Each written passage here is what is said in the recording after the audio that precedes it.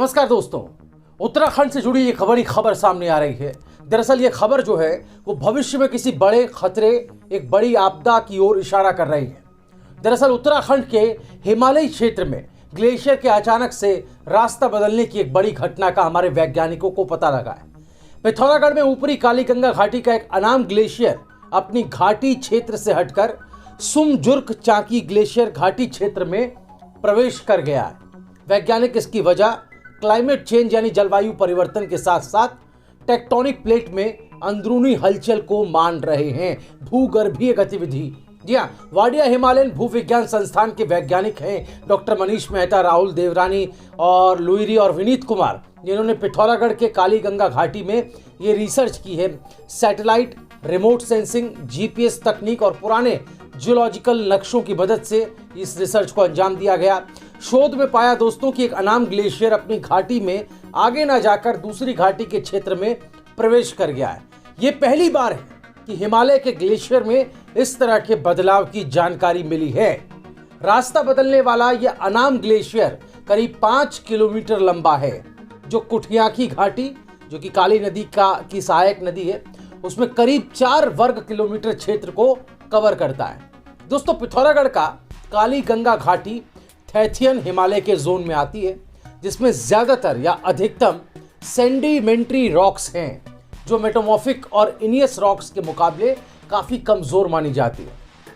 तो glacier land form पर आधारित अपनी तरह का यह पहला शोध जियो साइंस जर्नल में बहुत ही प्रमुखता से प्रकाशित किया गया है। वैज्ञानिकों के मुताबिक नेपाल में अन्नपूर्णा और एवरेस्ट क्षेत्र पर भी ग्लेशियर पायरेसी के शोध हुए, लेकिन वो इससे अलग है। इस मायने में है कि वहाँ ग्लेशियर सीधे 2 भागों में टूट गए, जबकि कालीगंगा में पूरा ग्लेशियर ही दूसरी घाटी में प्रवेश कर गया। दोस्तों, कालीगंगा का यह अनाम ग्लेशियर पुराने समय में जब आगे बढ़ा तो उसके फ्रंट में बहुत सारा मलबा जमा होता चला गया, इससे ग्लेशियर काफी पीछे सिमट गया।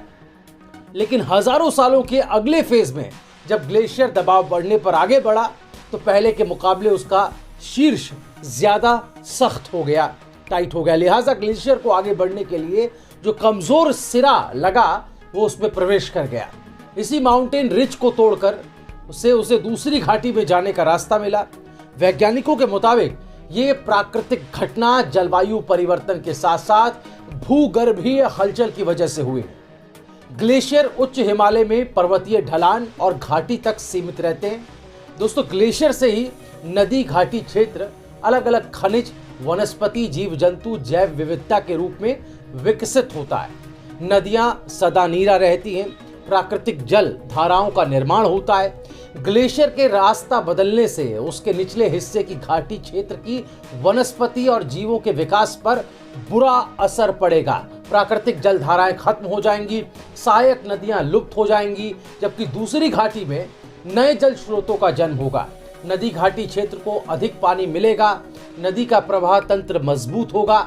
चमोली जिले के ऋषिगंगा में फरवरी 2021 में चट्टान और ग्लेशियर का बड़ा हिस्सा टूटकर अलग गिरा था, आपको याद होगा, जिसमें ओवरलोडिंग, टेक्टोनिक हलचल से कमजोर हुई चट्टान, ग्लेशियर टूटने की प्रक्रिया सालों साल चली। इसी वजह से रैणी गांव, जो चमोली का गांव है, वहां यह हादसा हुआ। डॉक्टर मेहता के मुताबिक जैसे इस बार ऋषिगंगा क्षेत्र में हुआ, वैसा ही पिथौरागढ़ के इस इलाके में हजारों साल पहले हो चुका है, जिससे ग्लेशियर टूटकर दूसरी वैली में जाकर शिफ्ट हो गया है। दोस्तों, ये जो नई प्राकृतिक घटना उत्तराखंड में घटी है, जिसका पता वैज्ञानिकों ने लगाया है, इस पूरे मसले पर इसको जानने के बाद आपकी राय क्या है, हमें कमेंट में जरूर बताएं। चैनल को सब्सक्राइब करना ना भूलें।